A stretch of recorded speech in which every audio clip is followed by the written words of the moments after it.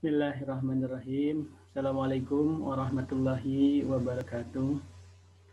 Selamat siang adik-adik mahasiswa dan mahasiswi manajemen D yang Bapak banggakan.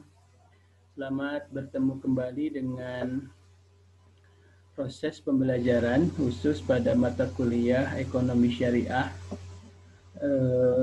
Sebelumnya Bapak mengucapkan terlebih dahulu selamat menjalankan ibadah puasa bagi yang melaksanakannya.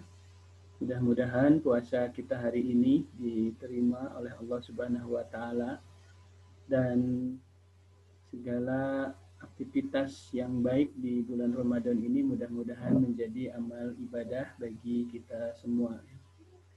Baik, puji dan syukur kita sama-sama panjatkan kehadirat Allah Subhanahu wa taala yang senantiasa melimpahkan rahmat, taufik serta hidayahnya kepada kita semua sehingga pada siang hari ini kita bisa berkumpul dan dipertemukan dalam proses pembelajaran khusus pada mata kuliah Ekonomi Syariah di semester 2 ini.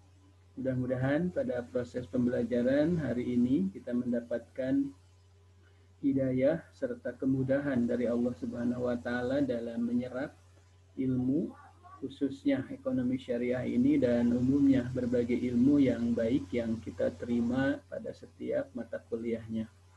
Shalawat serta salam semoga tetap tercurahkan kepada junjungan kita Habibana wa Nabiyana Muhammad sallallahu alaihi wasallam serta para keluarganya, sahabat-sahabatnya, tabi'innya, serta seluruh umatnya yang selalu tunduk patuh taat terhadap ajaran beliau yang mudah-mudahan termasuk kita di antaranya. Baik adik-adik mahasiswa dan mahasiswi semester 2 pada mata kuliah Ekonomi Syariah di manajemen D ini seperti yang sudah disepakati bersama bahwa pada hari ini kita akan membawakan pokok bahasan yang akan dipresentasikan oleh kelompok 3 dan pada hari ini kelompok 3 Ramdan dan rekan sudah siap untuk mempresentasikan pokok bahasan yang sudah ditugaskan. Silakan Anda semua menyimak dengan baik dan bisa dipahami. Kemudian selanjutnya forum diskusi silahkan dipandu oleh moderator dan notulen serta presentator dari kelompok 3 ini ya.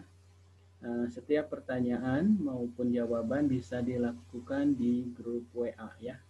Baik, kita simak bersama ya presentasi dari kelompok 3 ya yang akan dipresentasikan oleh Ramadan Soleh Aziz Lubis, kemudian Chandra Mulyawan dan Dea Rizkawati. Baik, kepada kelompok 1 Kang Ramdan, Dea, berikut Chandra, Bapak persilahkan untuk mempresentasikannya. Assalamualaikum warahmatullahi wabarakatuh. Kami dari kelompok 4 akan melakukan presentasi tentang transaksi atau akad dalam syariah yang beranggotakan 3 orang, yaitu Chandra Mulyawan, Dea Rizkawati, Ramadan Soleh Aziz Lubis, yaitu saya. Baik, yang pertama, definisi akad dalam Islam.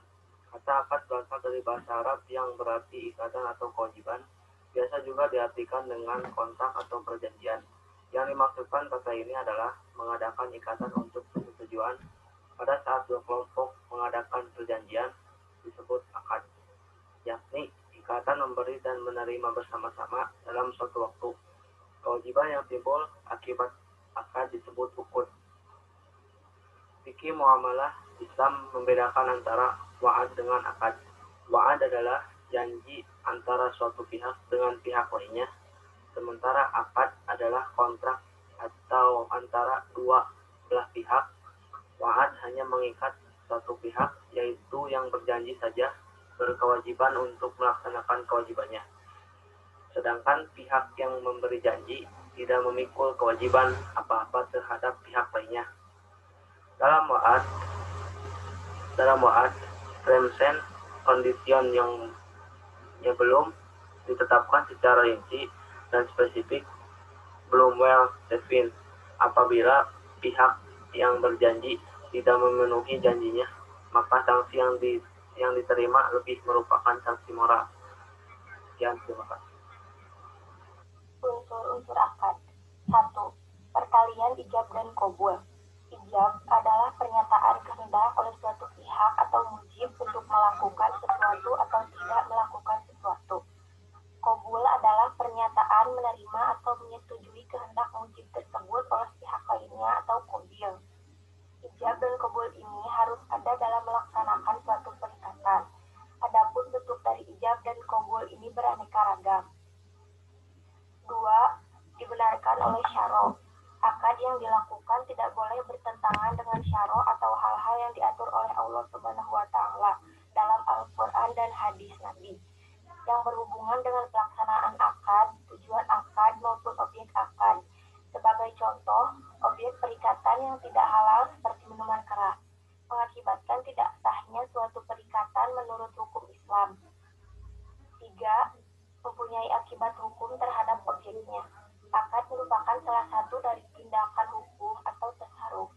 Adanya akad dapat menimbulkan akibat hukum terhadap objek hukum yang diperjanjikan oleh para pihak dan juga memberikan konsekuensi hak dan kewajiban yang mengikat para pihak.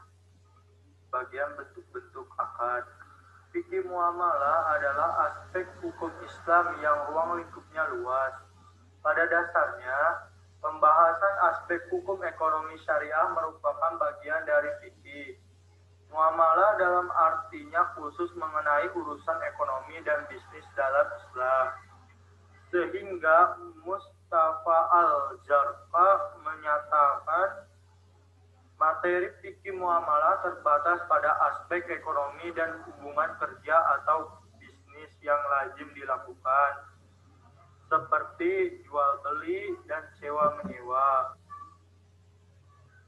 Dalam Al-Quran dan hadis terdapat prinsip dasar yang harus diperhatikan dalam bermuamalah, terutama dalam melakukan akad, seperti dalam usaha ekonomi dan hubungan tentang ketatanegaraan atau perubahan antara majikan dan pekerja di suatu pihak dan buruh pihak lainnya. Demikian materi yang saya sampaikan. Mohon maaf bila ada kesalahan dan kekurangan. Wabillahi taufiq wal hidayah. Wassalamualaikum warahmatullahi wabarakatuh. Waalaikumsalam warahmatullahi wabarakatuh. Baik, terima kasih rekan Ramdan yang sudah mempresentasikan barusan ya. Hampir ada korelasinya dengan kelompok pertama, kedua, yaitu di mana transaksi atau akad ya yang dilakukan. Cuma di sini sudah ada sedikit tambahan, termasuk tadi juga ada ijab dan qabul, kemudian juga jenis-jenis akad ya. Tadi ada sewa menyewa, ini ada ijarah.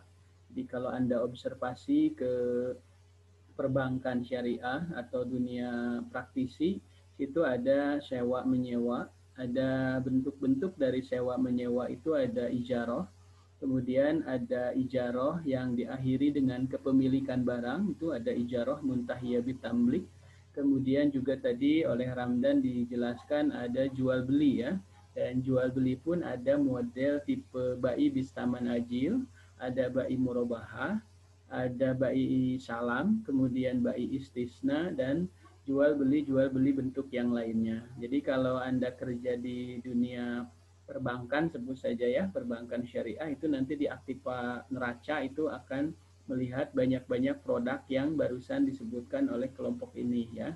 Adapun tentang teknis bagaimana tadi sewa menyewa, kemudian sewa menyewa yang diakhiri dengan kepemilikan barang atau ijarah muntahiyah bitamlik, itu memang tidak di mata kuliah ini. Nanti akan dibahas lebih jelas, lebih detail dan secara teknis di mata kuliah berikutnya.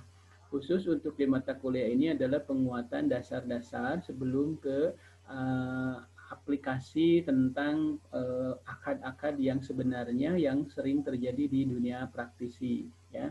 Kita berharap memang alumni kita nanti banyak yang terserap di dunia perbankan, lembaga-lembaga keuangan syariah ya, sehingga mata kuliah ini bisa bermanfaat langsung, bisa terimplementasikan dan teraplikasikan dengan baik.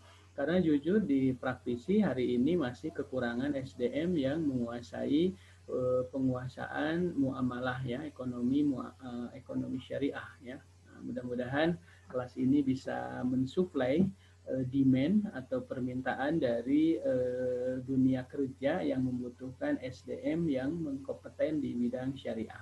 Tetapi kalaupun tidak, ya itu tidak menjadi masalah ya, karena nasib setiap orang itu berbeda dan kita tidak pernah tahu nasib seseorang itu.